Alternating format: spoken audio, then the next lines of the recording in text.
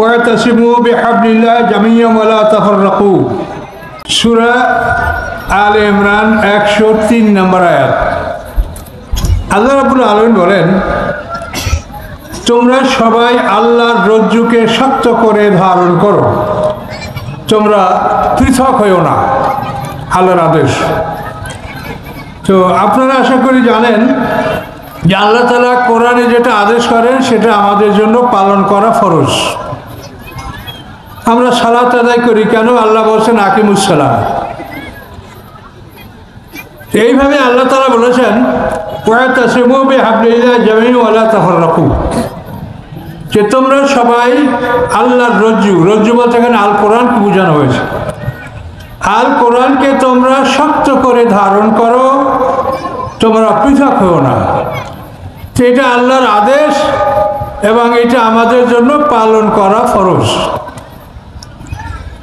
কিন্তু আমরা এই ফরজটা কতখানি পালন করছি এটা সমাজের দিক তাকালে আমরা দেখতে পাচ্ছি। কিন্তু সমস্যাটা হলো, আমি যদি আপনাদেরকে দোষারোপ করি সেটা আমার ভুল হবে। এখানে আমরা যেমন দোষী আপনারাও তেমন দোষী। আমরা সঠিক কথা আপনাদেরকে বলি না, আর আপনারা আমাদের থেকে সঠিক কথা আদায় করতে নিতে জানেন না।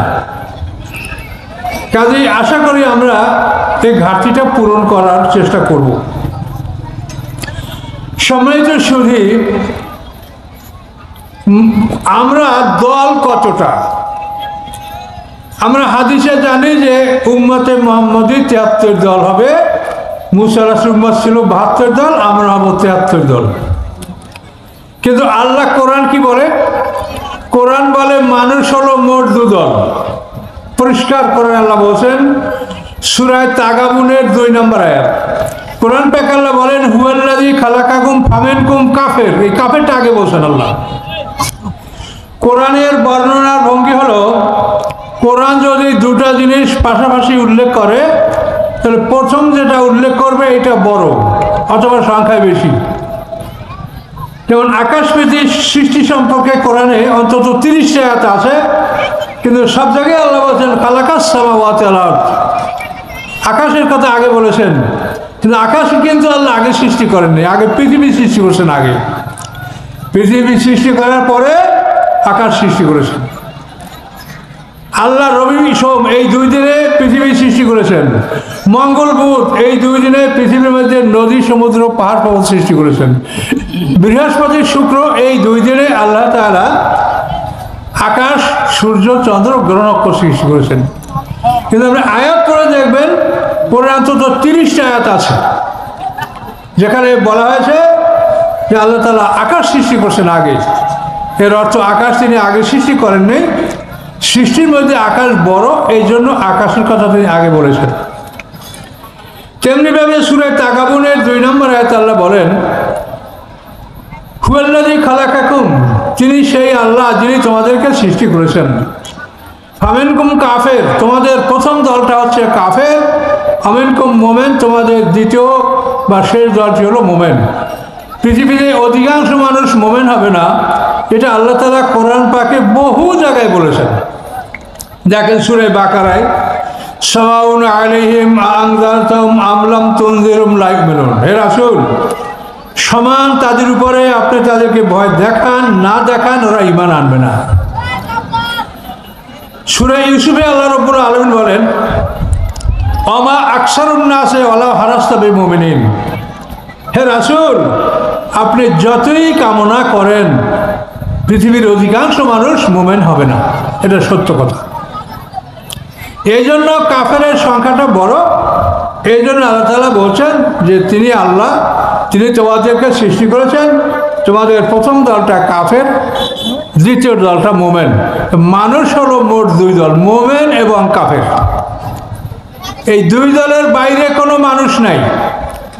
মৃত্যুর পরে মানুষ থাকবে 2টা জায়গায়, ইল্লিন এবং সিজদিন, এছাড়া তৃতীয় কোনো জায়গা নাই।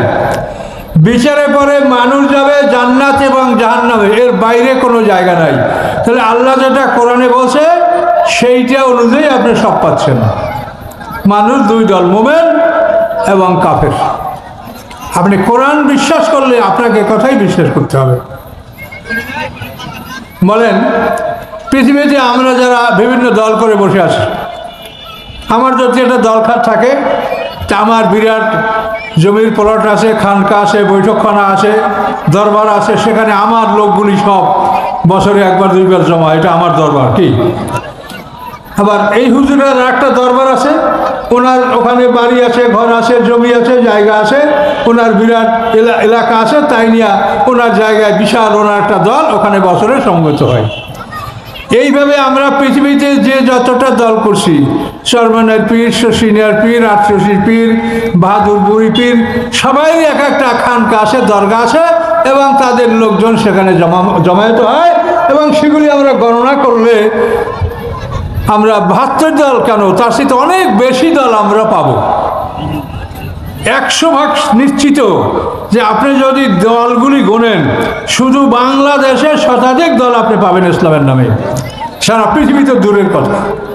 কাজী 72 শত শত দল, কিন্তু আল্লাহ এগুলি স্বীকৃতি দেন নেই। আল্লাহ বলছেন মানুষ দুই দল, মোমেন এবং কাফের।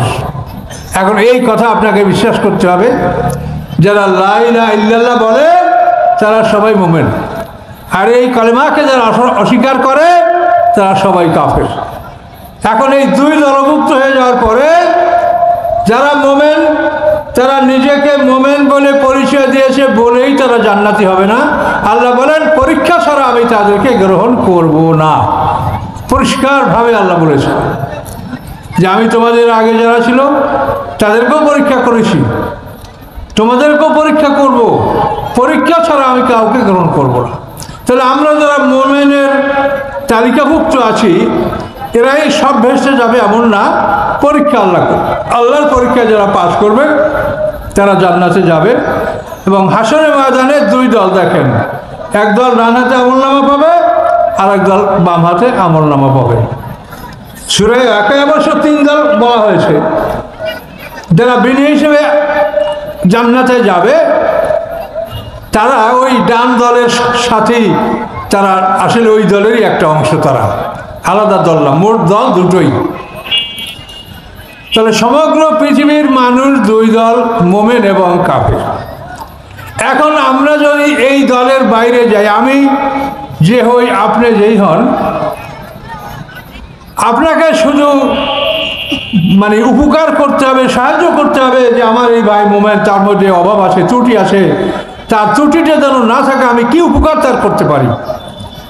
আপনার মন থাকবে এভাবে, আপনি তাকে শত্রু মনে করবেন না। যে লা ইলাহা ইল্লাল্লাহ বলে সে মোমেন, সে আপনার বন্ধু। কাজে এই ধারণাটা আমরা কিন্তু পোষণ করতে পারছি না। সমগ্র পৃথিবীর কাফেররা একদল, এটা কি আপনাদের এখনো বুঝতে বাকি আছে? পৃথিবীর সমস্ত কাফেররা একদল, কিন্তু মুসলমানরা আমরা 73 দল কেন? তো এই জন্য এর বিচার আল্লাহ করবেন, এটা আমরা কিছু করতে পারবো না। আমরা চাই যে আমরা যেন মুক্তি পাই। আপনারা এই কষ্ট করে আসেন কেন? মুক্তি পাওয়ার জন্য। এই মাহফিলে কোরআনের কথা হবে, এই কথা শুনে আপনারা মুক্তি পাবেন, উপকৃত হবেন, এই জন্য আপনারা আসবেন। এই জন্যই সবাই আশা করে আসছেন। তো সমগ্র কাফেররা এক মত, এক দল, আর সমস্ত মুসলমানরা আর এক দল। এবং এই দুই দলের মধ্যে যুদ্ধ করার জন্য যে আল্লাহ বিধান দিয়েছেন কোরআনে, সেখানে সূরা আনফালের মধ্যে আপনারা দেখেন সম্ভবত 60 নম্বর আয়াতে, সেখানে আল্লাহ বলেছেন যে তোমরা অন্তত কাফেরদের অর্ধেক হও। আল-আনা খাফফাল্লাহু আনকুম, এখন আল্লাহ তাআলা বিধান তোমাদের উপরে হালকা করে দিয়েছেন। ফাইয়াকুম মিনকুম মিয়াতুন সাবিরাতুন ইয়াগলিবু মিয়াতাইন, তোমাদের 100 ধৈর্যশীল যদি লোক হয় তাহলে 200 লোকেরও তারা যুদ্ধ করে জয়লাভ করবে। ওয়াইয়াকুম মিনকুম আলফুন ইয়াগলিবু আলফাইন বিইজনিল্লাহ, তোমরা যদি 1000 হও 2000 কাফের উপরে তোমরা যুদ্ধ করে জয়লাভ করবে। এটা আল্লাহ তাআলা কোরআনে বলে দিয়েছেন। কাজে পৃথিবীতে আপনি সংগ্রাম করবেন, জিহাদ করবেন, আন্দোলন করবেন, যাই করবেন, আপনাকে এই টার্গেটে উপনীত হতে হবে। আপনাকে সমগ্র পৃথিবীর কাফের, পৃথিবীতে মানুষ কয় কোটি, পৃথিবীতে এখন যদি 800-900 কোটি মানুষ হয়, যাই হোক, তার 3 ভাগের 1 ভাগ অন্তত মুসলমান হতে হবে, আর 2 ভাগ কাফের। এমত অবস্থায় আমরা যুদ্ধে গেলে জিতবো, আমরা বিপ্লব করলে জিতবো, এবং এই অবস্থায় মাঠে গেলে আল্লাহর সাহায্য আমরা পাবো। এটা আল্লাহর কোরআনের আইন। যতক্ষণ পর্যন্ত আমরা এই সংখ্যায় উপনীত হতে না পারবো, ততক্ষণ পর্যন্ত শুধু আমাদেরকে দাওয়াতি কাজ করতে হবে। সম্মানিত শুধু আল্লাহ রসুলের 40 বছর বয়সে তার উপরে কোরআন নাযিল হয়েছে। 53 বছর বয়সে তিনি হিজরত করেছেন। এই 13 বছর পর্যন্ত আল্লাহ রসুলের উপরে জিহাদের আদেশ আসে নাই। হিজরতের 6 মাস পরে সূরা হজের আয়াত নাযিল হয়েছে, উযিনা লিল্লাযীনা ইউকাতালুনা বিআন্নাহুম যুলিমু ওয়া আন্নাল্লাহা আলা নাসরিহিম লাকাদির। হিজরতের 6 মাস পরে জিহাদের অনুমতি সম্বলিত আয়াত নাযিল হয়েছে। হিজরতের 18 মাস পরে যুদ্ধ ফরজ হয়েছে। তাফসীরকাররা উল্লেখ করেছেন যে জিহাদ ফরজ হওয়ার আগে অন্তত 70 বার সাহাবায়ে কেরামরা রাসূলকে বলেছেন যে আমরা আর কষ্ট সহ্য করব না, জিহাদের অনুমতি দেন, আমরা যুদ্ধ করব। আল্লাহ রসুল বলেন আমি অনুমতি পাইনি। এভাবে 70 বার সাহাবারা অনুরোধ করেছে, আল্লাহ রসুল বলেছেন অনুমতি আমি পাইনি। কিন্তু জিহাদের অনুমতি আসার পরে জিহাদের আদেশ আসে 140 বার। কথা বলতে পারছেন? অনুমতি যখন তারা চেয়েছে 70 বার পর্যন্ত তাদেরকে অনুমতি দেওয়া হয় নাই। অনুমতি যখন দেওয়া হয়েছে তখন 140 বার তাদেরকে জিহাদের আদেশ দেওয়া হয়েছে, জিহাদ করো। তা আমরা কোরআনের এই আইন কানুন না দেখে নিজের ইচ্ছায় কোনো কাজ করলে সেখানে আমরা জয়যুক্ত হব না। আমাদেরকে সাবধানে চলাফেরা করতে হবে। আল্লাহ রসুল যদি এই হিজরতের 13.5 বছর পর্যন্ত সাবধানতা অবলম্বন না করতেন, তো মুসলমানরা যে একটা সমাজ যে তারা গড়ে উঠেছে, তাদের তো এগ্রিগেট একটা সংখ্যা সৃষ্টি হয়েছে, এটা হয়তো নাও পারত। কাজে আপনার লোকগুলোকে আপনাকে সংরক্ষণ করতে হবে, হেফাজত করতে হবে, এবং আপনাকে দাওয়াতি কাজ বেশি করে করতে হবে যাতে মানুষ বোঝে আপনি কি করে জিহাদে যাবেন। এই চাপাই নয়, এই দেশে তো আমি অন্তত 40 বছর আগে আপনাদের এই দেশে আমি ঢুকিছি। কোন আনাচে কেন আছে আমি মাহফিল করিনি, আপনারা যারা বড় তারা ভেবে দেখেন। আমি একদিন মাহফিলে যাচ্ছি, আমাকে একটা ছেলে মোটরসাইকেল নিয়ে যাচ্ছে, আর এক মুরব্বী রিক্সা যাচ্ছে। ওই ছেলেটা বলে চাচা আমাদের ওখানে তাফসির হবে, হুজুরকে নিয়ে যাচ্ছি, তাফসিরে যাবেন। তুমি গাড়িতে উত্তর দিল তাফসির করে তারা সন্ত্রাসী, আমি তাফসিরে যাই না। তাহলে এই যে অবস্থাটা, এটা কিন্তু সে একা না, এরকম লোক সমাজে বহু আছে।